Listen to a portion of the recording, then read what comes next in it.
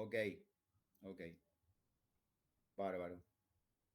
Somos 24, si les parece, aguantamos un cachito más. Yo no te voy a mentir, profe. Yo con el profesor que tuve anteriormente no entendí nada. Me mareé siempre porque mezclaba toda la fecha. Así que ya fue, la recursé, así nomás. ¿Y quién fue tu profe anterior? No sé, no me acuerdo. Era un jueves. No, no sabe, no contesta, como las encuestas. Bueno, No, ok. no, no. Es un jueves a la noche virtual. Pero no me acuerdo. Jueves a la noche virtual. Bueno, bueno. Si te sirve de alivio, a mí las fechas me importan bastante poco. Por supuesto que va a ser importante que sepamos diferenciar postrimerías del siglo XIX o mediados del siglo XX, ¿no? Por supuesto que si lo ponemos a Perón en el siglo XIX y a Mitre en el XX, estamos en un problema. Pero, pero después, por lo demás, y me animaría a hablar en nombre de Joaquín, con quien hicimos juntos la carrera de sociología y además hicimos juntos el profesorado de sociología. Los dos nos recibimos en la misma camada, en el mismo profesorado. Eh, lo que nos importa es lo conceptual de los procesos, ¿no? Y por supuesto que siempre está bueno poder identificar mínimamente, ¿no? Mediados de tal siglo, primeras décadas, ¿no? Pero después, eh, ametralladora de nombres, de fechas, no es lo que más nos importa. Nos importa que se entiendan las notas fundamentales, esenciales de los cambios sociales en la historia argentina, básicamente, digamos. Sí, Claro, única. lo que me Sí. pasaba con este profesor era que daba muchos nombres, explicaba muy rápido y mezclaba muchas épocas distintas a la vez, mientras se Ajá. explicaba las cosas. Y yo en un momento me mareé, me atrasé, se me complicó con el laburo. Bueno, después tuve un problema con que mi vieja se enfermó todo, pero bueno. Eh, Está y bien. ahí se agarré y decidí dejarlo, ¿no? Bueno, bueno, bueno. Ahí en el chat, Florencia pide si por favor le pasan el link del grupo de WhatsApp. Era una de las primeras cosas que les iba a preguntar, si habían armado grupo de WhatsApp. Veo que sí. Con Joaquín siempre tratamos de que se arme desde el principio de la cruzada. Buenísimo. Si alguien puede subir al chat el enlace, genial.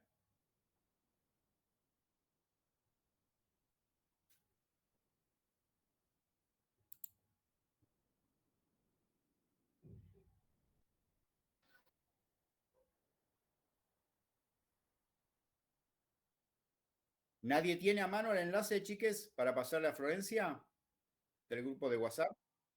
Lo estoy buscando, profe, ahora lo subo. Gracias, Valeria, muy amable. Muchas gracias. Ahí va. Ahí Esteban. Esteban te ganó de mano. Gracias, Esteban. Bueno. Hola, Emi, buenas tardes. Ese es el del Meet, ahora pasó el de, no sé Ah, si sería eso o el de WhatsApp. no, no, el de WhatsApp. Sí, tenés razón, claro. Ese es el de donde nos vamos a encontrar para hacer la unidad 2 y la 4. Ahí está el del WhatsApp. Bárbaro. Genial.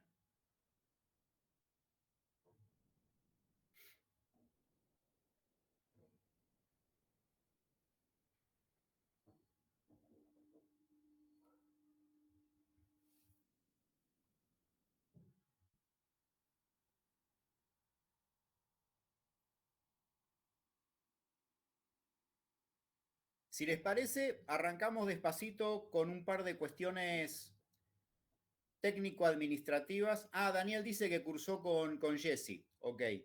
Ah, hay un porcentaje elevadísimo de gente que ya hizo la materia alguna vez. Bueno, ojalá les guste en esta oportunidad. Ustedes saben que cada profe tiene su impronta y su forma de dar.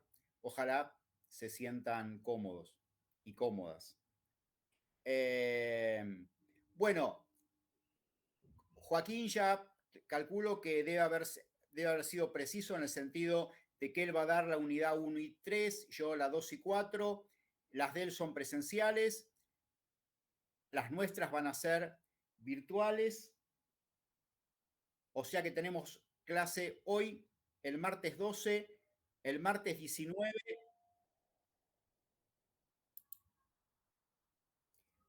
y el martes 26 de septiembre, primer parcial, presencial en la Facu. ¿Sí? Lleven cuadernitos, lleven hojas.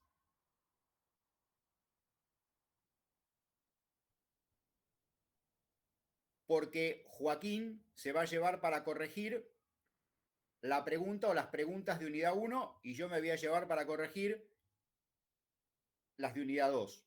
¿Sí? O sea que les vamos a pedir que lo hagan por separado. El grupo de WhatsApp me han dicho que ya lo han formado. Bueno, vayamos al primer tema conflictivo. La cámara encendida. La universidad institucionalmente nos pide que tratemos de asemejar las clases virtuales en todo lo posible a las presenciales, ¿sí? Obviamente en la presencial nos vemos las caras recíprocamente y la idea es que también lo podamos hacer en nuestros encuentros virtuales. Siempre puede haber algún problema, desde luego, que sea del orden de la excepción, ¿no?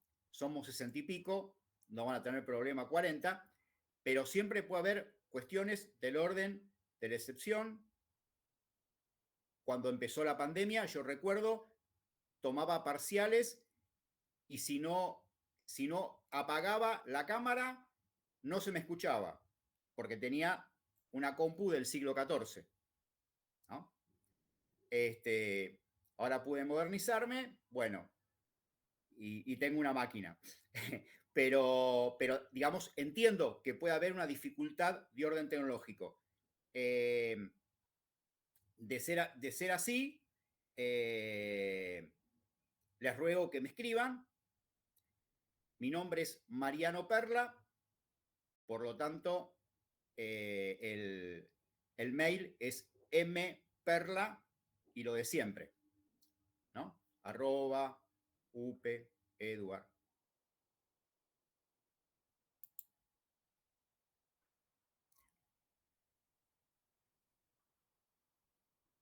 Pero para quien no me escriba, doy por sentado que tendrían que estar con las cámaras encendidas.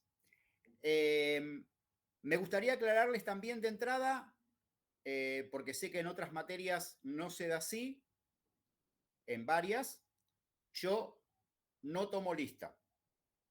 No tomo lista nunca. Pero ustedes vieron que en la vida los peros siempre son muy importantes. Pero en mis clases, a la bibliografía obligatoria, que siempre va a estar subida en la plataforma de BEA, como ya les habrá contado Joaquín, les agrego y doy, utilizo otros textos que les van a servir a la hora del parcial. Entre paréntesis, me olvidé de acercarme, perdón, un libro que voy a usar en algún momento de la clase. Mil disculpas. Me acordé. Bien. Uso textos que no son de bibliografía obligatoria, que es complementarios. A veces vamos a ver algún que otro video. Hay algunos videos que me parece interesante que puedan verlos desde lo conceptual.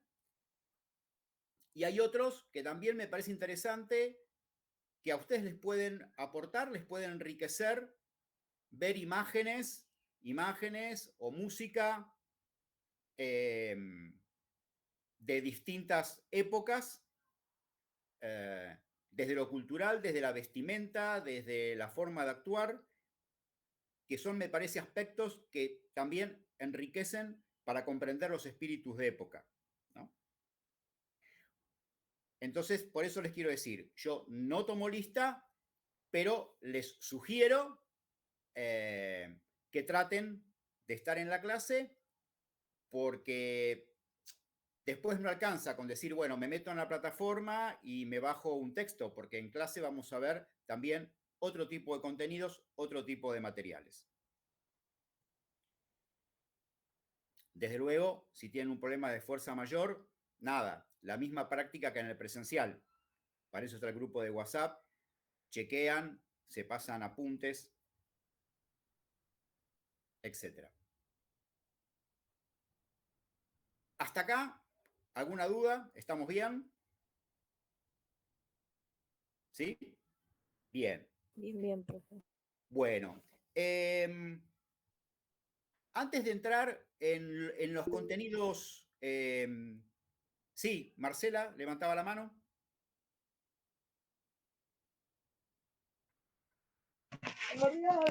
Perdón, fue una equivocación. No quería Ah, decir nada, estaba escuchando. bueno, no, todo bien, todo bien, todo bien. Pasa siempre, Marce, así que quédate tranquila, pasa siempre. No hay ningún problema. Antes de entrar en los contenidos concretos de la unidad 2, quería hacer dos cosas. Por un lado, presentarme, que sepan frente a quién están. Y por otro lado, decirles un par de cuestiones que cuando tengo una comisión yo solo, obviamente lo abordo en la primera clase de la unidad 1, digamos, en el primer encuentro, pero como esta vez fue de Joaquín, me gustaría agregarlo ahora. Como les dije, mi nombre es Mariano Perla. Yo he dedicado casi un cuarto de siglo, 27 años, al periodismo. Pasé por unos cuantos lados, por Canal 11, Telefe, por Ámbito Financiero, por La Razón, por varias radios. Conduje programas en varias radios, en Belgrano, en Del Plata, en Ciudad. Hice la producción periodística de programas de radio y de televisión para la Asamblea Permanente por los Derechos Humanos, para la PDH. Y en cierto momento de mi vida me replanteé el rol de los medios en la sociedad en que vivimos.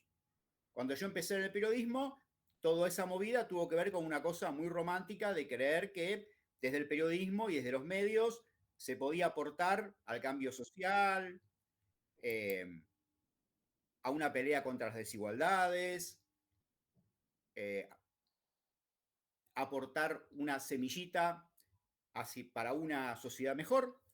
Pero en determinado momento entendí que los tiempos en que estaba transitando en Argentina, en América Latina, en el mundo en general,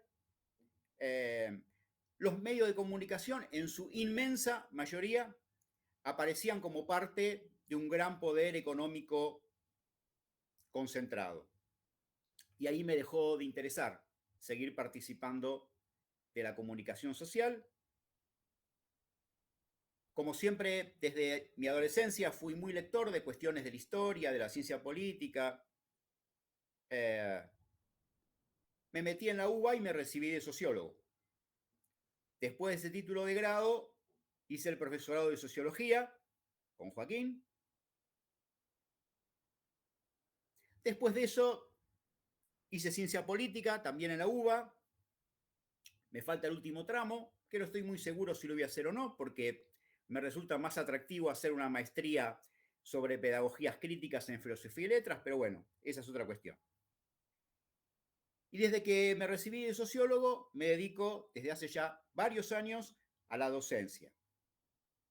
Estoy al frente de un curso de capacitación docente que da el Ministerio de Educación de la Nación para maestros y profesores de todas las provincias de la Argentina, un curso de capacitación virtual, donde suelen participar algo así como 2.500 docentes desde Ushuaia a La Quiaca, todos los años. Hasta hace muy poquito Hasta hace un cuatrimestre participé durante varios años de la Cátedra de Pensamiento Pedagógico Latinoamericano del Profesorado de Sociales de la UBA y participo de esta Cátedra de Política y Sociedad, donde soy por edad algo así como el abuelo de la cátedra. Antes de entrar en la unidad 2, quería plantearles un par de ideas, muy cortito. Ya Joaquín se habrá metido en esto, pero en todo caso me gustaría aportar un poco qué idea tenemos de qué va la materia, de qué va esta materia, ¿no?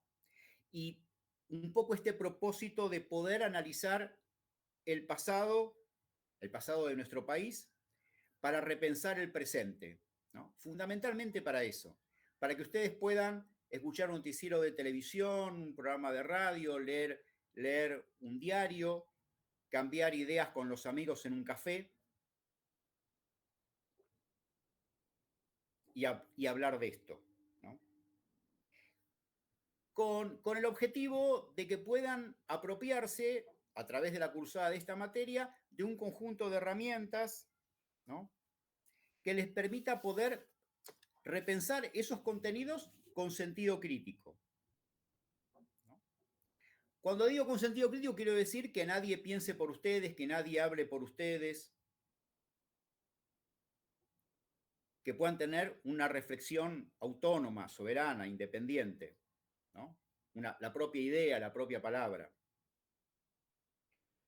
¿Y por qué lo planteo en estos términos? Bueno, porque me parece, y ya con esto cierro, que vivimos tiempos donde hay un montón de dispositivos que permanentemente tratan de formatear nuestras cabezas, ¿no?, que gravitan, que influyen en nuestras formas de pensar, en nuestras formas de consumir, de votar, en nuestras percepciones, en nuestros deseos, o sea, en nuestra subjetividad.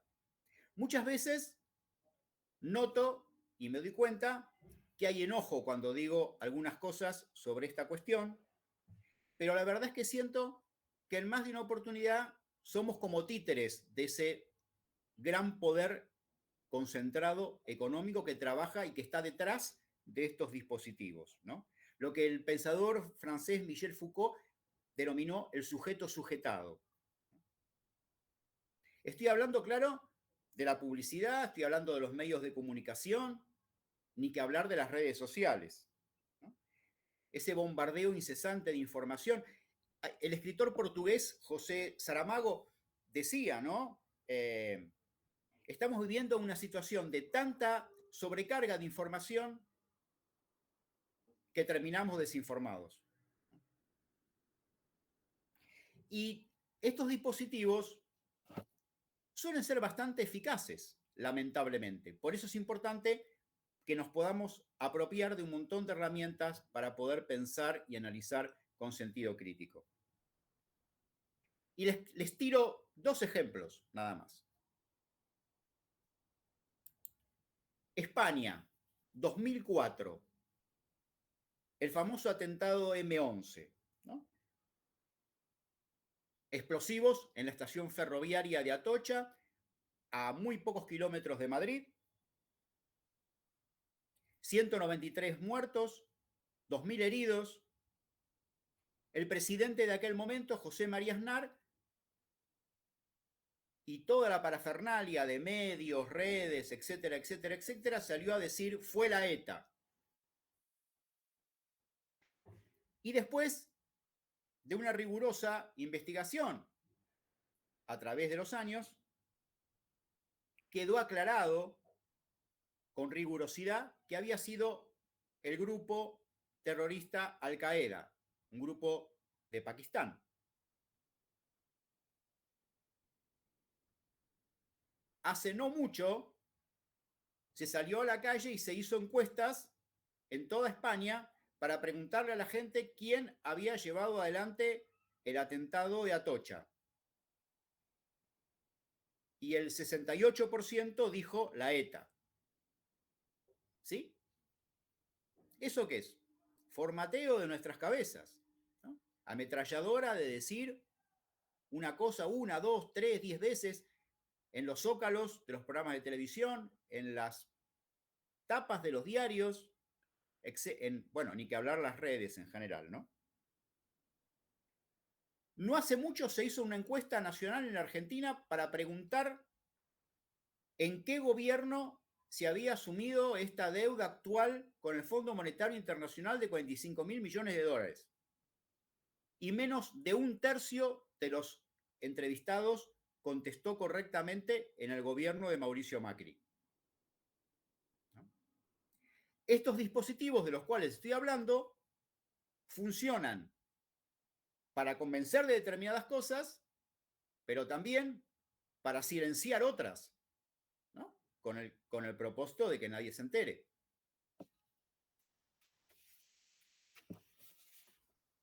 Así que un poco va la idea de esta materia. Y lo último que quiero decirles es cómo estamos pensando la educación en general, cómo estamos pensando el conocimiento, porque ponernos de acuerdo en esto también va a significar ponernos de acuerdo cómo llevar adelante nuestros encuentros, cómo llevar adelante la clase, ¿no?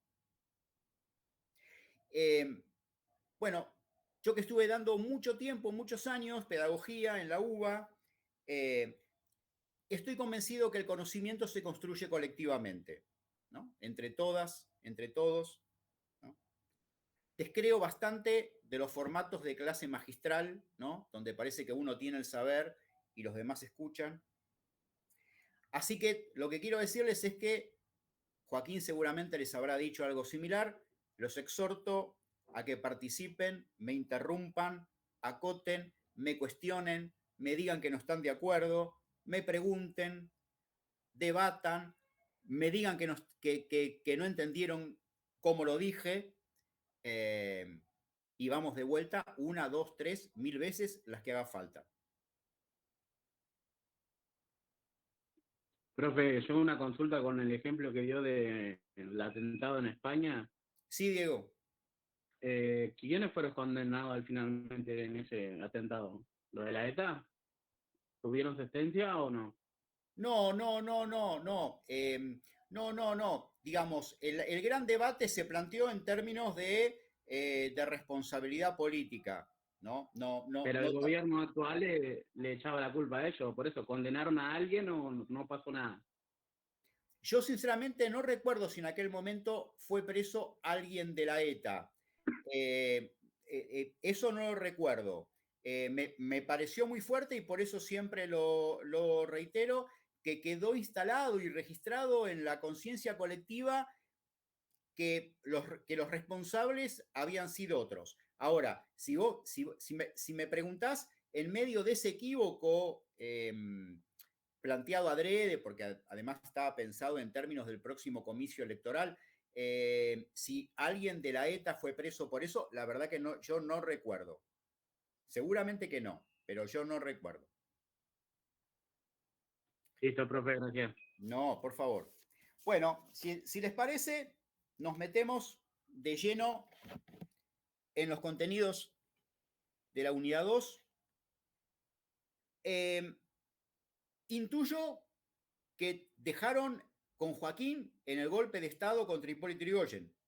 Asumo eso. Ustedes me dirán. Sí, quedamos ahí. Sí, profe. Sí, profesor. Ok.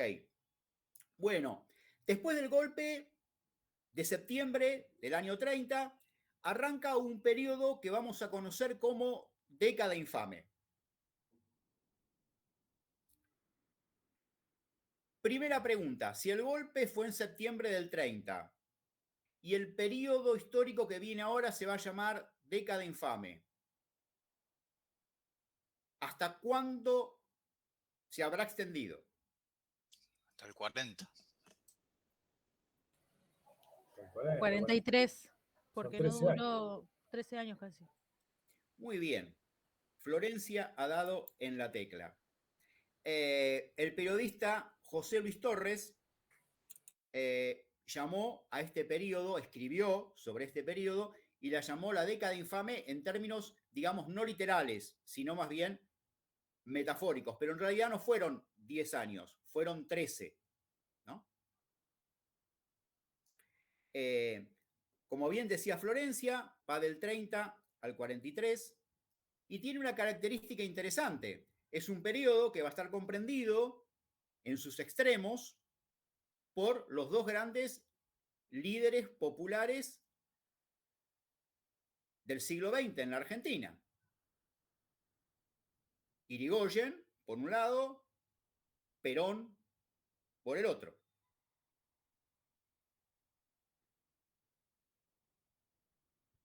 Y va a ser además un periodo histórico de enorme deterioro social, político y económico. Después veremos cuestión por cuestión, pero tiro así como títulos, como para tener una idea global del periodo. Vuelve el fraude. Habrán visto seguramente con Joaquín el fenómeno del fraude durante el orden conservador, ¿no? hasta la ley Sáenz Peña. Bueno, vuelve el fraude. Se da un proceso de entrega de la soberanía económica. Hay represión, hay crisis política, hay profundización de las desigualdades sociales, hay una fuerte crisis de hábitat, que ahora la veremos, le pondremos el microscopio, el zoom, y la analizaremos un poco más en detenimiento, y un fuerte deterioro de los ingresos, un fuerte deterioro salarial de los trabajadores. Como la mayoría de los regímenes militares, como la mayoría de las dictaduras, no se trata de un cuerpo homogéneo, sino que hay grupos internos que disputan el poder. Hay un grupo que es liderado por José Félix Uriburu, que será el presidente, el militar, que estará al frente del gobierno del 30, es decir, desde el golpe de Estado hasta el 32. Uriburu era un militar conservador que venía de las filas del nacionalismo católico, ultracatólico, y que creía que lo más conveniente para la Argentina era un régimen corporativo. ¿Quién se anima a dar alguna mínima definición de qué sería un régimen corporativo? Donde están las empresas, donde están los sindicatos, donde está...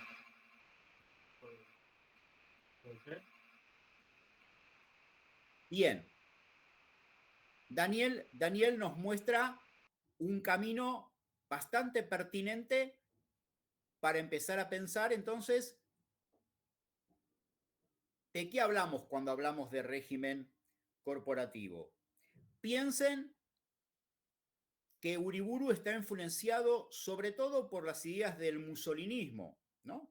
Mussolini va a hegemonizar la escena política italiana del 22 al 43. Es la idea no de un gobierno democrático, digamos, de un sistema democrático que funciona a través del voto de las ciudadanas y los ciudadanos, sino de un régimen en cuya cúpula están los representantes de las corporaciones, lo que recién planteaba Daniel.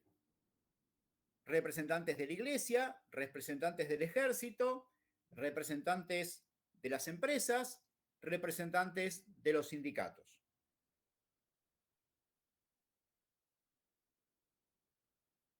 Dentro del grupo de militares que da el golpe de septiembre del 30, hay otro sector cuyo líder era Agustín Pedro Justo.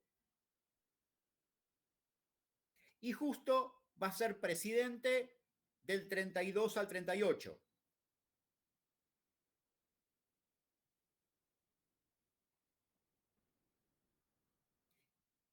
Insisto en lo mismo que dije, que comenté hace un rato, ¿eh? Doy los años para que ustedes se ubiquen, pero no es fundamental que tengan tal detalle en la cabeza a la hora de un parcial, por ejemplo. Sí ubicarlo mínimamente en qué siglo y en qué momento. Justo había sido ministro de Guerra de Alvear. Ustedes recuerdan Alvear, el presidente radical que estuvo entre las dos presidencias de Hipólito Yrigoyen.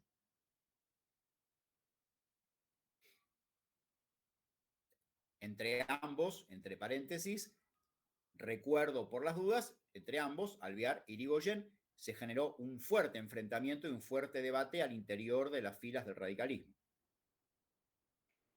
Justo, a diferencia de Uriburu, no pensaba en un régimen corporativo. Pensaba en un régimen que tuviera fachada democrática, fachada republicana, pero que en realidad funcionara en los hechos con fraude.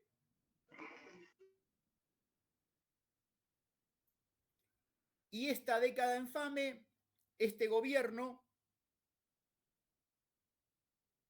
le va a llamar a ese fraude fraude patriótico, casi un oxímoron. Ustedes saben que es un oxímoron, es una expresión de dos palabras que se contradicen entre sí, ¿no? Fraude patriótico. ¿Qué puede tener de patriótico un fraude? Bien.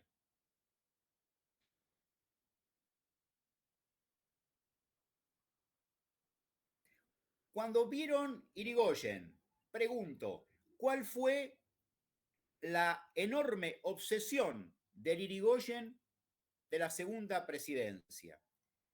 Que es un motivo por el cual, un motivo fundamental por el cual se gesta el golpe de Estado. Porque pocos días después del golpe de Estado había elecciones de recambio legislativo y el irigoyenismo iba a poder avanzar en el gobierno con esa obsesión. La creación ¿El petróleo, profe? Muy bien, muy bien. El petróleo, efectivamente. Pues bien, después del golpe del 30, muchos ministros de los gabinetes de este gobierno van a estar vinculados a empresas petroleras extranjeras, casualmente.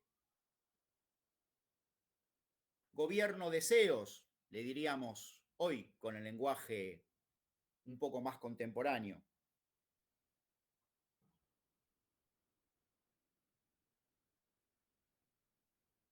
En las primeras medidas que toma el gobierno de Uriburu, bueno, reabre la caja de conversión, hay devaluación y deterioro de salarios, hay rebaja a los sueldos de los empleados públicos.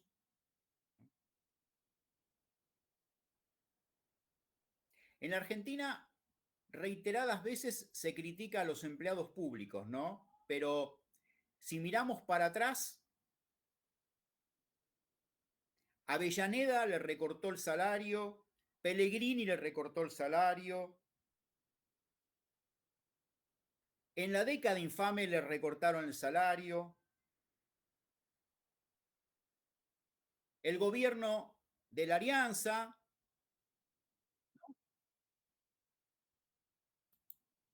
de Fernando de la Rúa y de Patricia Bullrich le recortó también el salario a los empleados públicos, también a los jubilados.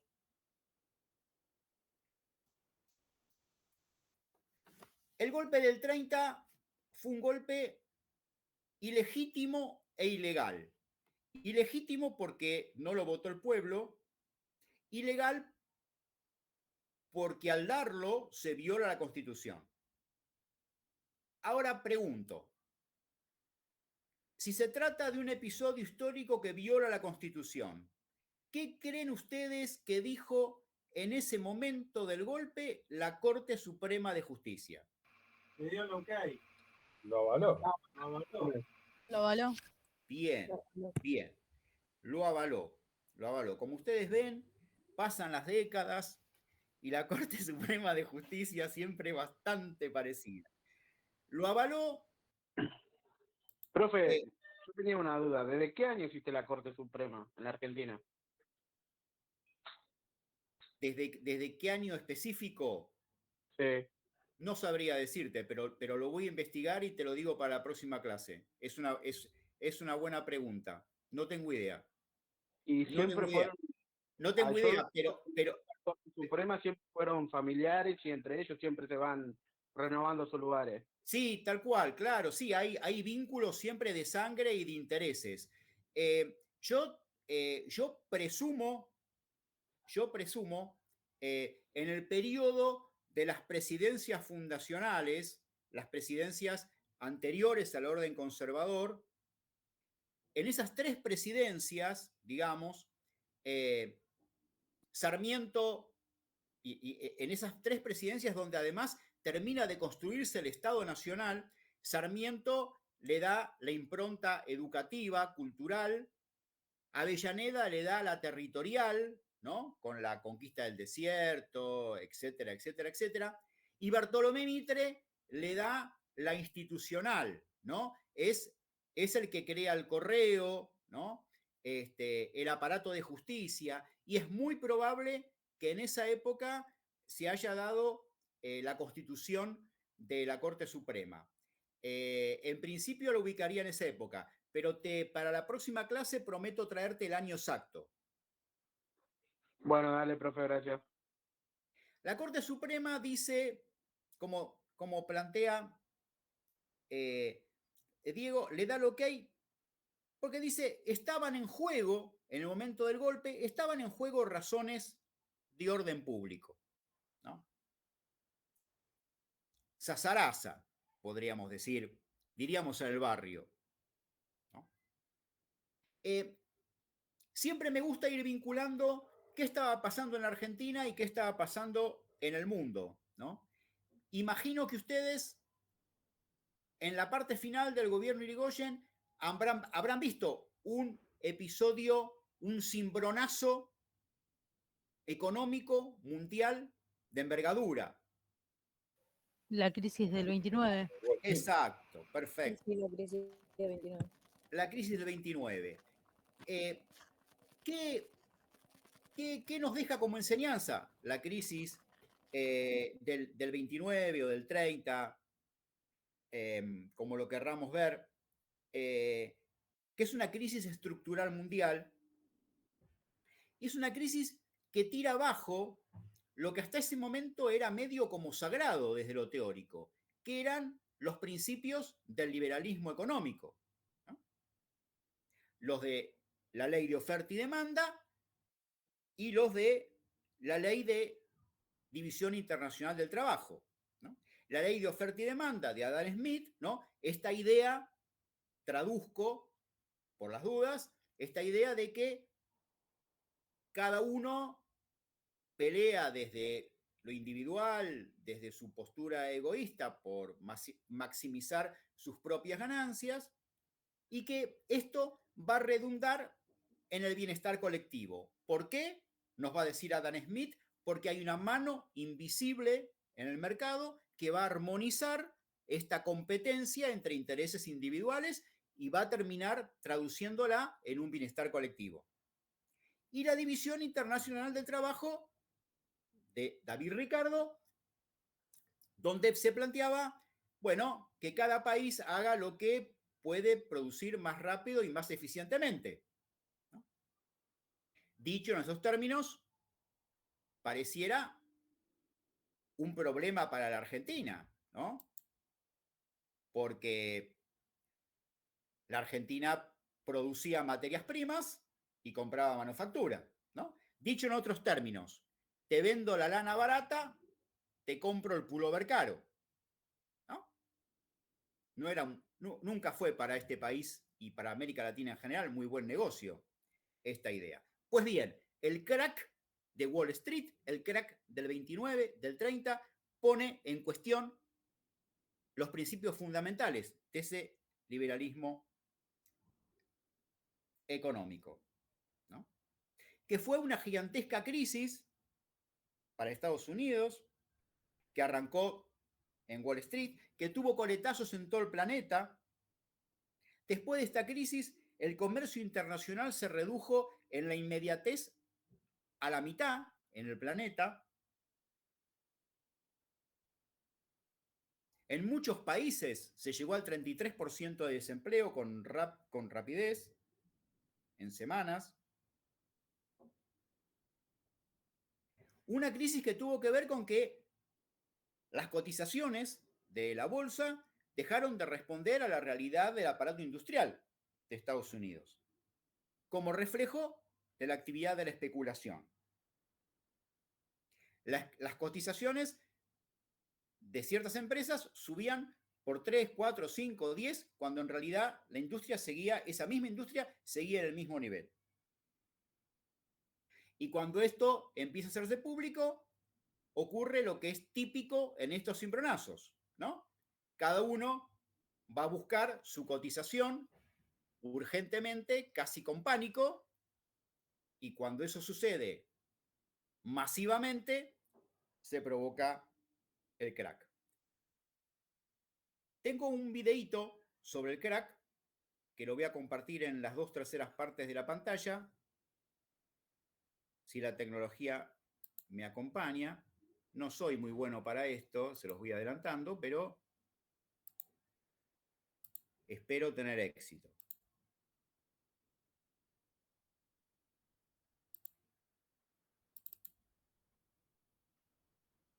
La gente tenía tanta fe en el mercado alcista que empezó a pedir dinero prestado para especular en acciones en alza. Esta forma de comprar acciones empezó a conocerse como compra de valores a crédito. El inversor solo tenía que poner una parte del dinero y su corredor aportaba el resto. La cultura del compre ahora, pague después se había extendido al mercado de valores. Comprar acciones a crédito significa que las consigues con dinero prestado. A finales de los años 20, el 90% del precio de compra de las acciones se paga con dinero prestado. Esta enorme entrada de dinero prestado en el mercado de valores creó más demanda de acciones, lo que subió los precios. En 1928 el mercado subió casi un 50% en solo 12 meses. Y como la bolsa seguía subiendo, cada vez más inversores pedían dinero prestado para conseguir un trozo del pastel. Uno de ellos fue el limpiabotas Pat Bologna. Mi padre no tenía demasiado dinero en la bolsa. Me dijo que en aquella época tenía unos $6.000 en efectivo. Pero recuerdo que 6.000 en efectivo se traducían en muchas acciones, porque en aquella época solo tenías que poner un 10% del crédito. O sea que con 6.000 podías tener 60.000 en acciones.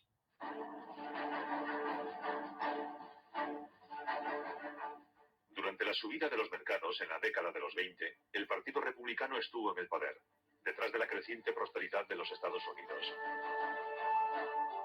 Calvin Coolidge llegó a la presidencia en 1923. Él también era inversor y guardó silencio sobre la locura especulativa que se había apoderado de Wall Street.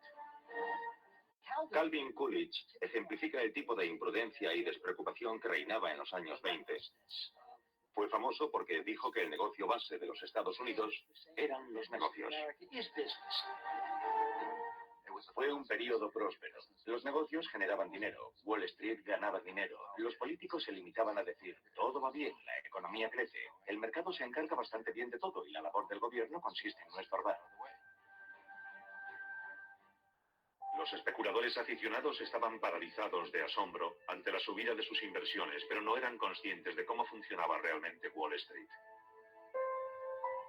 Ante la escasa supervisión del gobierno, el mercado tenía su propia ley y era habitual el abuso de información privilegiada. Los pequeños inversores apostaban los ahorros de toda una vida y no se daban cuenta de que las apuestas estaban en su contra. Hombres como Joseph Kennedy no hicieron fortuna simplemente escogiendo las mejores acciones. La realidad es que se aprovecharon de la ingenuidad y credulidad de los novatos.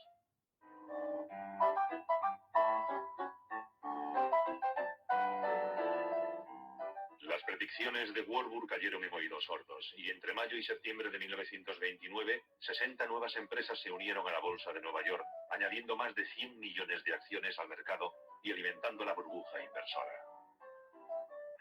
Algunos especuladores profesionales notaron que el mercado se estaba recalentando. Los más astutos se salieron durante el verano.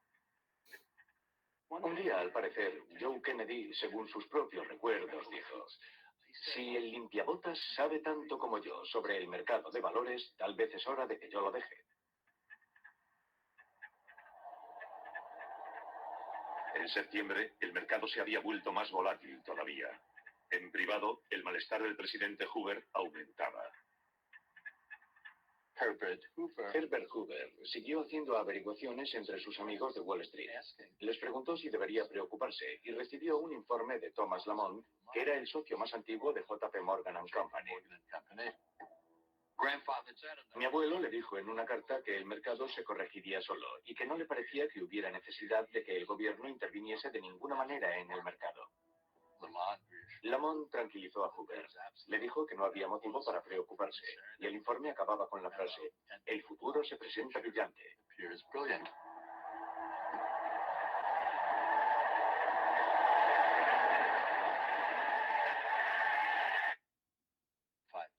Cinco días después, la bolsa se desplomaba.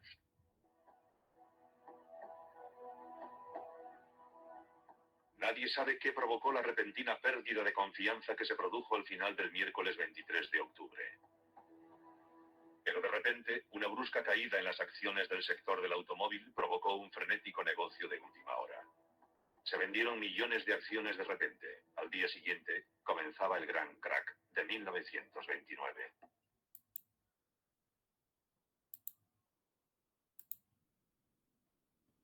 Bueno, ¿se vio bien en pantalla?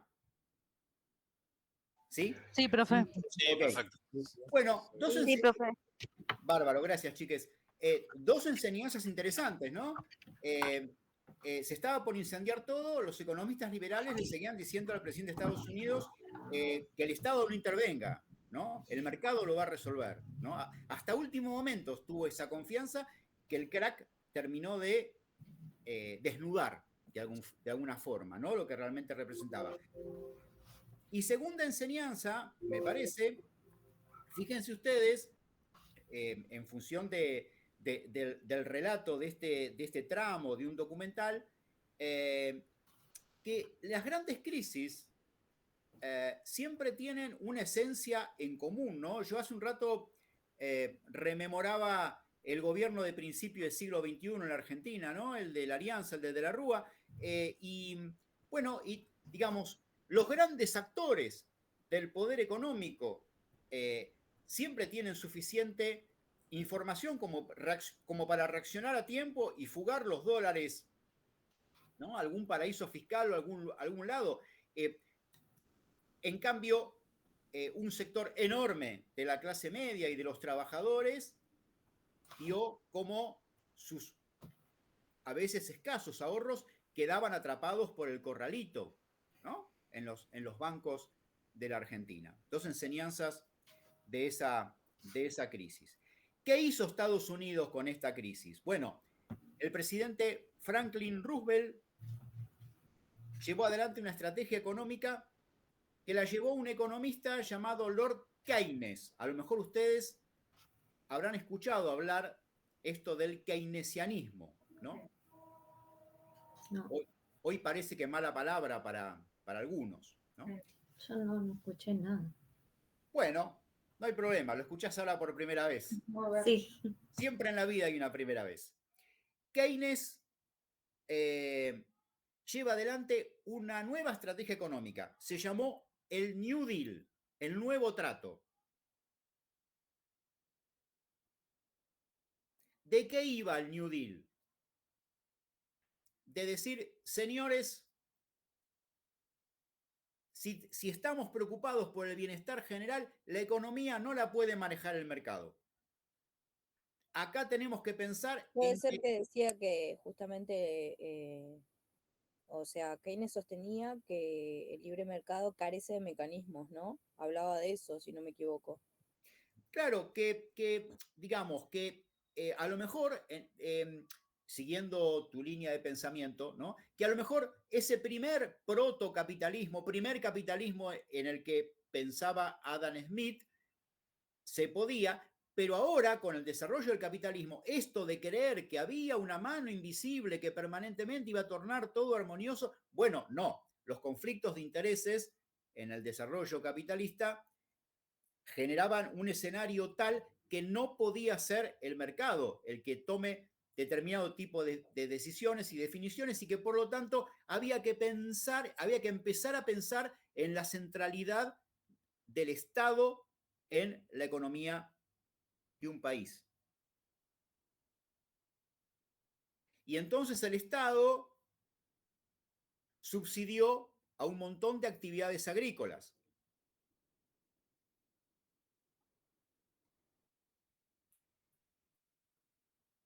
El Estado llevó adelante un conjunto de políticas sociales para dar protección social fundamentalmente al sector de los trabajadores. Salud, pensiones.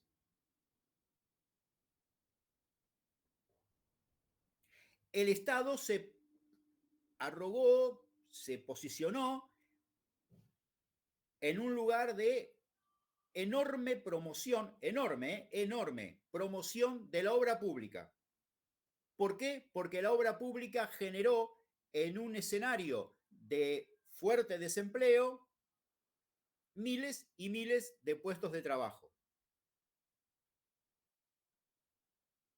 Y así Estados Unidos salió del crack, activó el consumo y activó el mercado interno.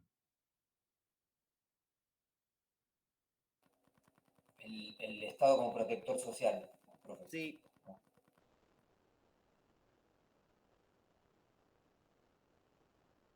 Bien. Dicho esto y entendido el contexto internacional, volvemos a la Argentina. ¿Cómo le habrá movido la estantería a la Argentina este crack del 29? ¿Qué creen ustedes?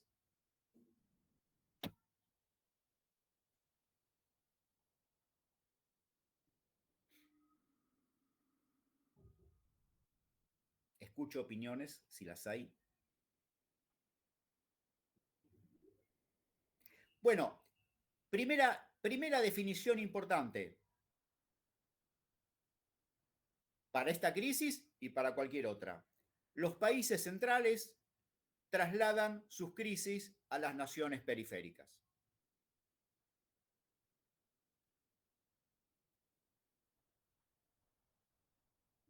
¿Qué pasó en la Argentina? Blanco sobre negro. Cae el precio de las materias primas, sube exorbitantemente, exponencialmente el precio de las manufacturas. Como ustedes habrán visto con Joaquín, el modelo de acumulación capitalista, el modelo económico-social de la Argentina, ¿cuál era? ¿Cuál venía siendo? El agroexportador. Muy bien, 10 puntos. El modelo agroexportador. Así que resulta que lo que yo vendo cayó terriblemente el precio, lo que yo compro subió terriblemente el precio. No sé si lo dijo Joaquín, pero va a ser muy importante que ustedes durante toda la cursada tengan en claro los distintos modelos de acumulación capitalista, los distintos modelos económicos sociales. Sí, Marcela. Bueno, sí, el profe nos había hecho un ejemplo de que ponerle, nosotros tenemos la vaca, se vende a 100 pesos en ese tiempo, que después en el mercado exterior se convertiría en cuero, o sea, lo estaríamos vendiendo como materia prima, y después al regresar a la Argentina, eso lo que valía 100 pasaría a 200. Ese era un ejemplo que nos había hecho el profesor. Excelente, es un excelente ejemplo. Yo hace un rato di el de la lana y el pullover. Los dos son igual de válidos. Y los dos se dieron al mismo tiempo. En nuestro encuentro de hoy va a aparecer un segundo modelo económico social, que es muy importante que ustedes tengan en cuenta.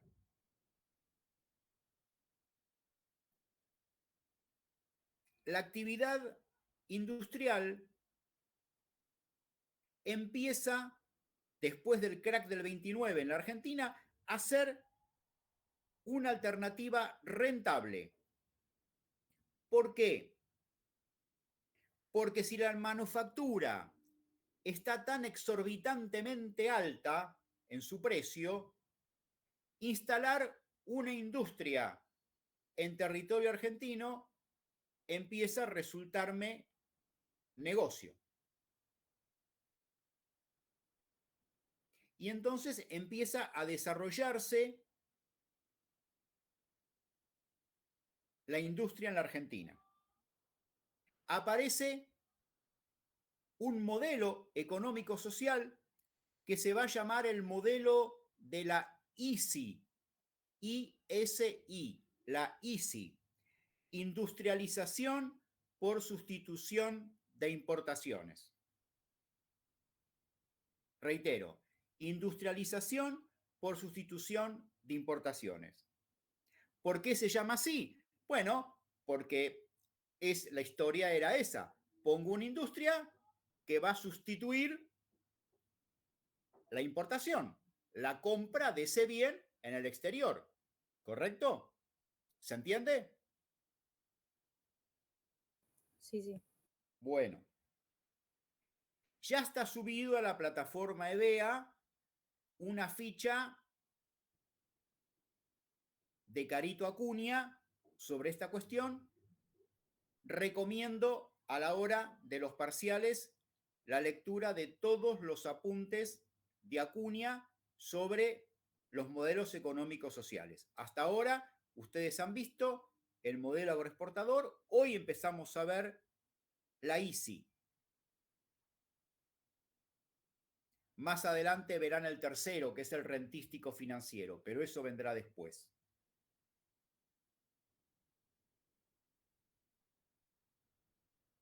También es muy importante, dos cosas es importante, ¿no? Que se suelen escuchar a veces inexactitudes a la hora de los parciales, y que más allá de los parciales es importante que puedan hacer suyas en términos de conocimiento. La primera es, la ISI no reemplaza al modelo agroexportador. De nuevo, no reemplaza al modelo agroexportador. Convive con el modelo agroexportador. A punto tal que hoy seguimos teniendo en la Argentina modelo agroexportador, que convive con otras cuestiones, pero sigue subsistiendo. El modelo agroexportador nunca dejó de existir. La segunda cuestión que quiero aclarar es, y ahora lo veremos más en detalle, una cosa será la ISI de la década infame, otra cosa será la ISI de los primeros peronismos, de las presidencias de Perón del 45 al 55.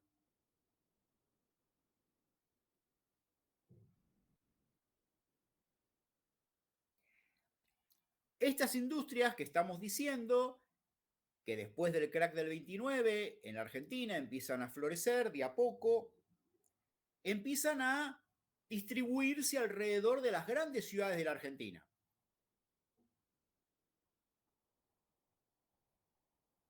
Textil, armado de autos, química, calzado, marroquinería, artículos de cuero.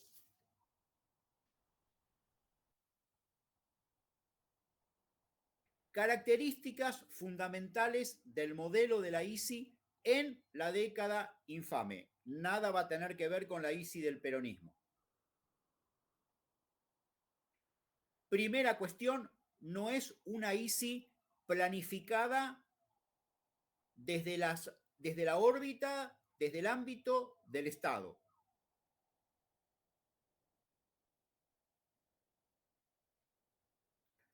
Surgió de las entrañas del mercado, digámoslo así, y las principales industrias desde el principio caen en manos de grandes capitales extranjeros. La textil, la alimentaria, por ejemplo.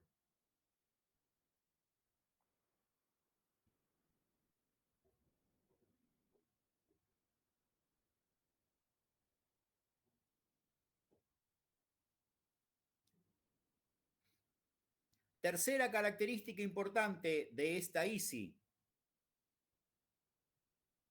El Estado se desentiende y no hay medidas de contención social. De contención social, de cohesión social, de integración social.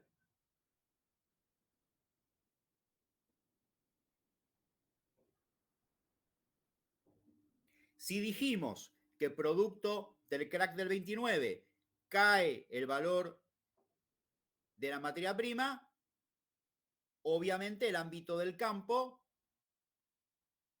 entra en una situación económica complicada. Y al revés, el florecimiento de industrias en torno de las grandes ciudades empieza a generar empleo, desempleo en los campos, empleo en las ciudades. Es decir, se gesta un fenómeno de migración interna. Población histórica, típica, cotidianamente rural, se desplaza hacia las urbes, hacia las ciudades, hacia donde está la demanda laboral. Y así empiezan a tomar forma los grandes asentamientos populares en torno de las grandes ciudades de la Argentina.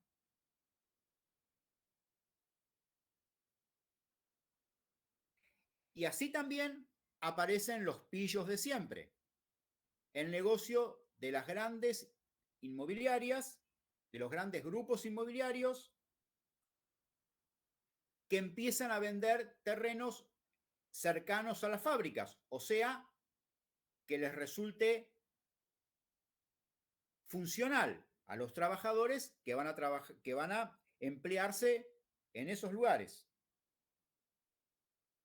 Pero como se trata de trabajadores del campo, en muchos casos desconocían que esos grandes grupos inmobiliarios les estaban vendiendo terrenos en zonas harto inundables o en zonas con aguas contaminadas.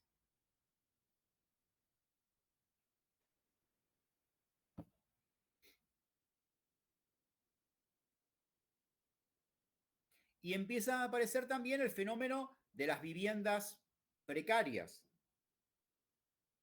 lo que después empezó a tomar forma y a conocerse como villas de emergencia. Y la calefacción con braseros o a querosén, que terminó produciendo incendios, muerte por inhalación de monóxido de carbono, procesos de extrema polución en el marco de una metropolización desordenada. ¿Qué es una metropolización desordenada? Que en un mismo barrio se mezclan talleres, depósitos, comercios, casas particulares, industrias.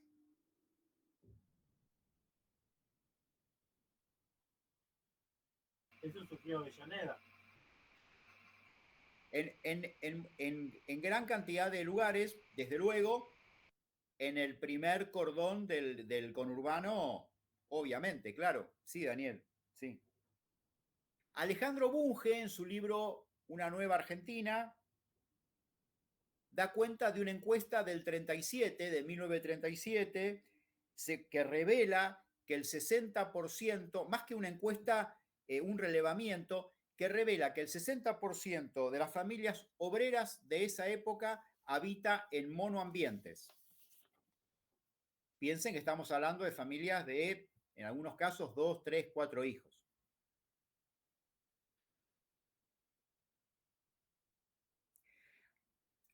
Aclaración a pie de página que no suele hacerse.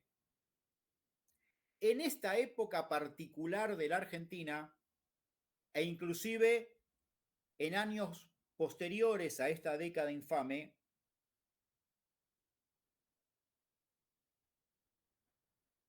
no va a haber un debate industria versus campo, como sí va a haber en algún otro momento. Todas las corrientes políticas e ideológicas están de acuerdo y coinciden en que la Argentina está necesitando nutrir un proceso de industrialización. Desde fuerzas más conservadoras como el economista Pinedo, desde partidos de izquierda como podía ser el comunista o el socialista, El radicalismo, desde los economistas de su corriente interna, Intransigencia y Renovación, donde estaba Levenson, Larralde, etc. Arturo Illia, que después sería presidente, en aquel momento era muy joven. Todos coincidían en que había que llevar adelante un proceso de industrialización. ¿En qué diferían en todo caso? En pensar cómo hacerlo. En pensar cómo hacerlo. Si se pivoteaba desde la espontaneidad de las fuerzas del mercado o con el protagonismo y la centralidad del Estado. Ahí estaba el debate. No si industrialización sí, industrialización no, sino en todo caso cómo llevar adelante ese proceso de industrialización, que reitero por milésima vez, se da de una forma, en la década infame se dará de otro modo distinto, y ya lo veremos, en los primeros peronismos.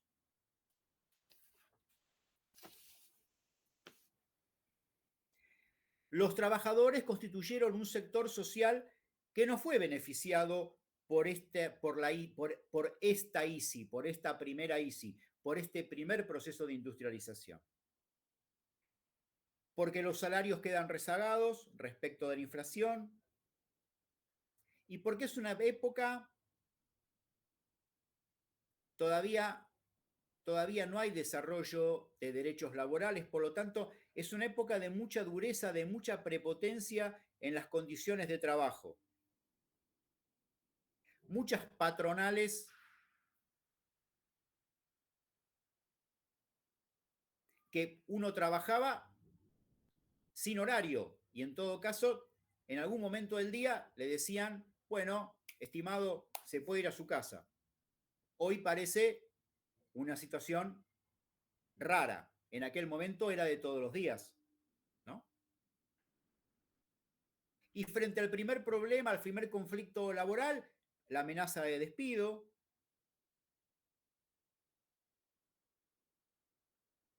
Y si el maltrato, las condiciones duras, la jornada sin horario y la amenaza de despido no alcanzaba y había algún tipo de protesta colectiva, la represión policial.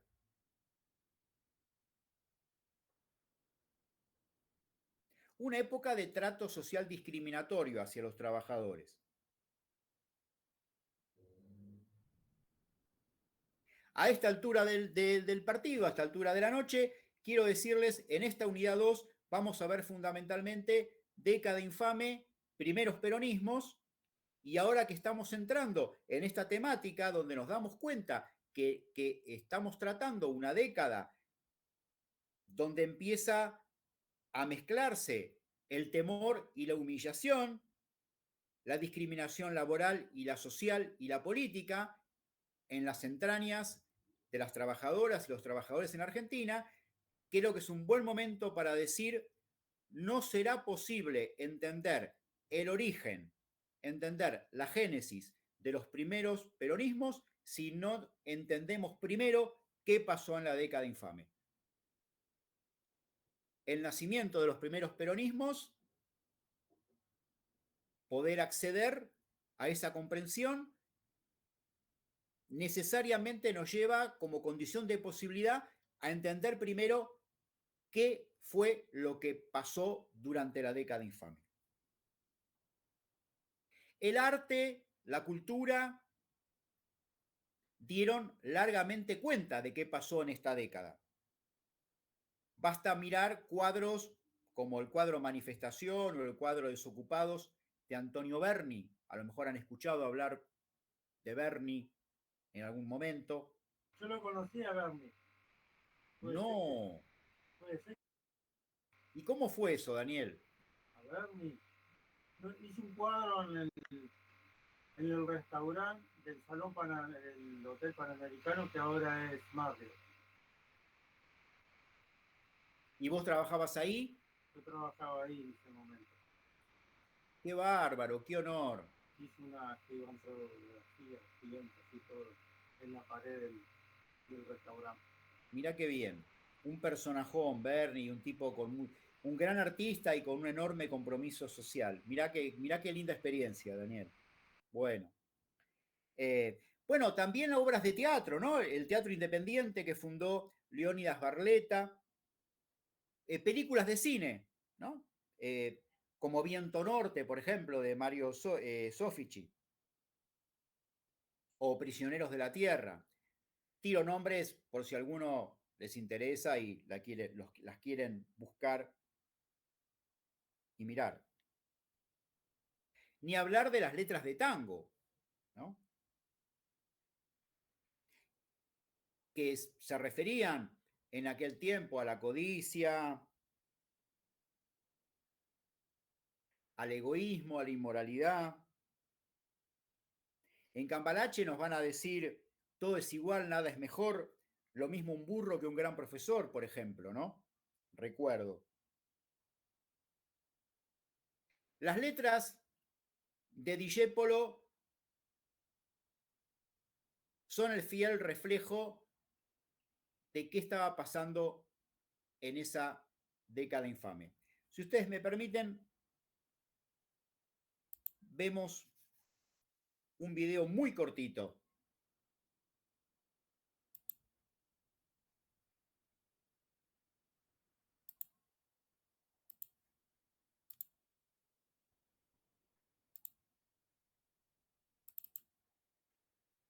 En 1930, Enrique Santos Discépolo ya era un autor y compositor de tango bastante reconocido.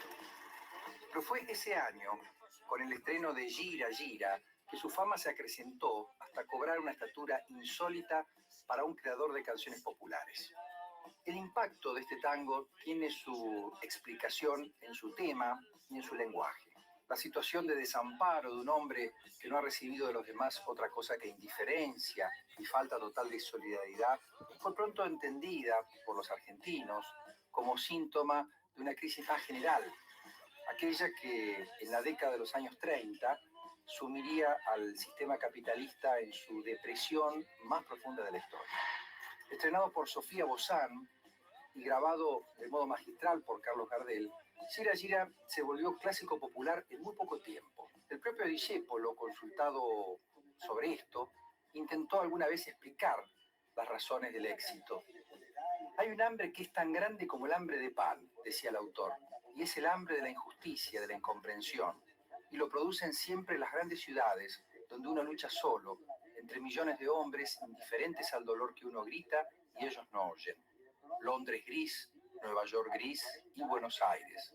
Todas deben ser iguales. Y no por crueldad preconcebida, sino porque en el fárrago ruidoso de su destino gigante, los hombres de las grandes ciudades no pueden detenerse para atender las lágrimas de un desengaño.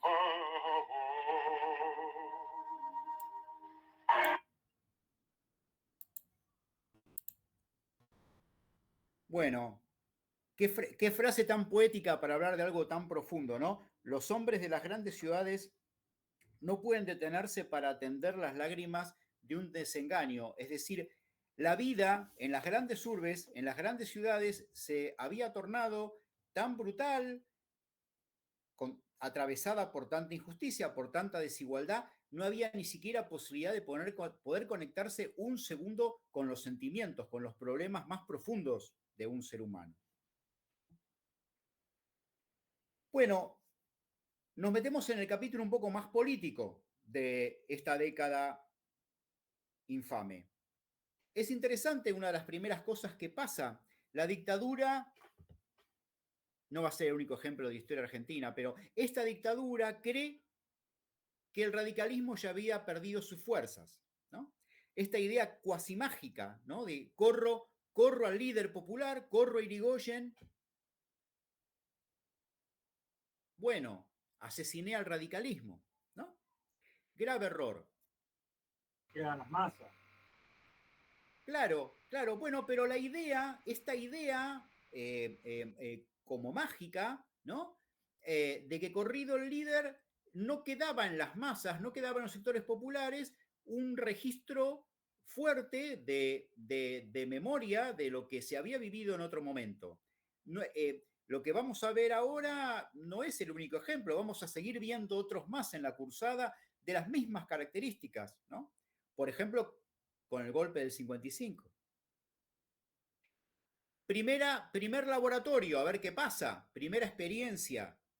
Se convoca elecciones en provincia de Buenos Aires en 1931. Y el radicalismo va con la fórmula Honorio Pueyrredón, Mario Guido. Y claro, gana. Al otro día, Uriburu anula los comicios.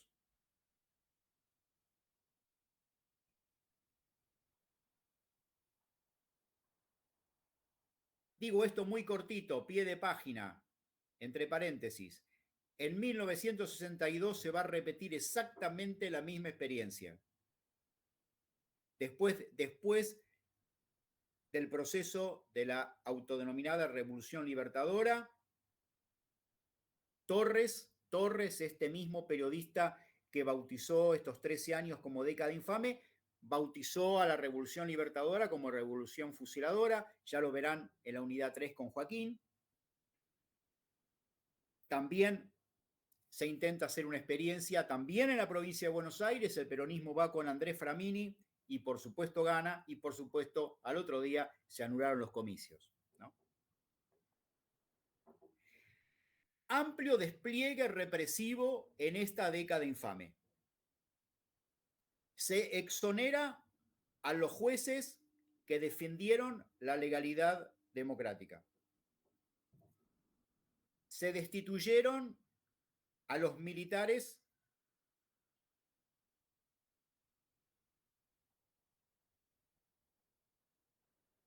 que plantearon su adhesión al sistema democrático. Se dictó estado de sitio por el lapso de año y medio.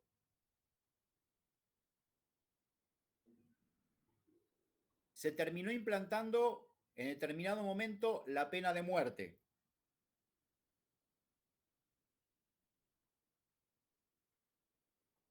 Se clausuraron diarios y hasta se encarceló a Natalio Botana, propietario del diario Crítica, que bastante hizo para que pueda irrumpir en septiembre del 30 el golpe militar. Sin embargo, ante la menor crítica, también fue preso. Es una época donde aparece un célebre invento argentino, pero trágico, no como la virome, no como el dulce de leche. Invento... ¿Cómo? La picana. Exactamente, la picana eléctrica. Inventó Lugones.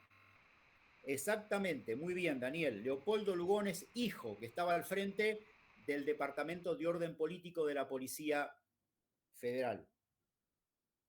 Se fusila a 2 militantes anarquistas, a Di Giovanni y a Scarfò.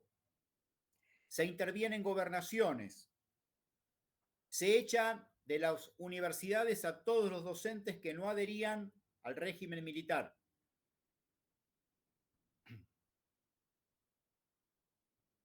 Aparece la Legión Cívica, un grupo paramilitar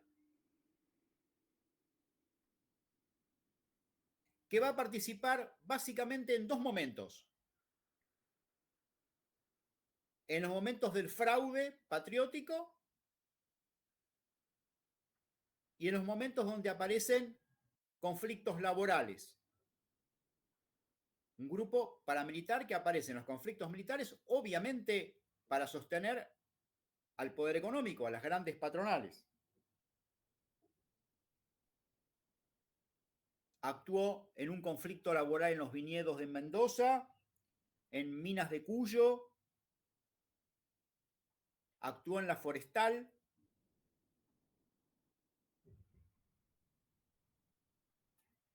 ¿Saben qué fue la Forestal?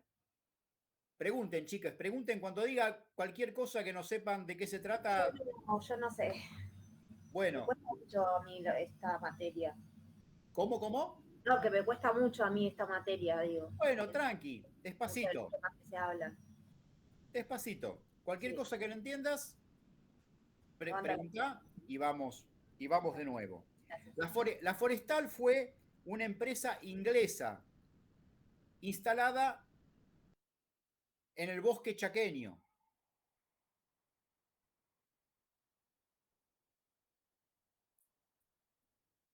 la bandera que se izaba en los territorios de la forestal era la bandera de Gran Bretaña, para que tengan una idea. La moneda que se utilizaba era una moneda emitida, una moneda propia que emitía la propia empresa.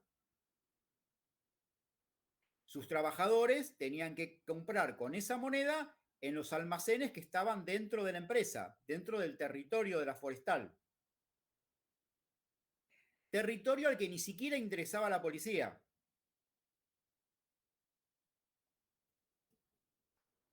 Habrán visto seguramente con Joaquín en algún momento que entre el 16 y el 30, en los gobiernos radicales, apareció una fuerza paramilitar que se llamaba la Liga Patriótica.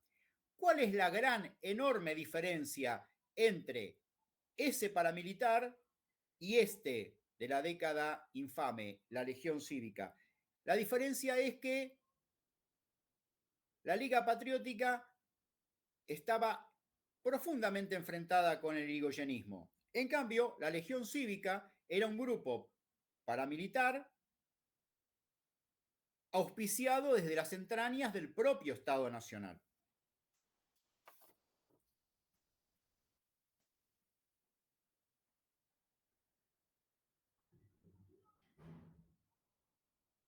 Como dijimos hace un rato, en el 32 llega Justo al gobierno.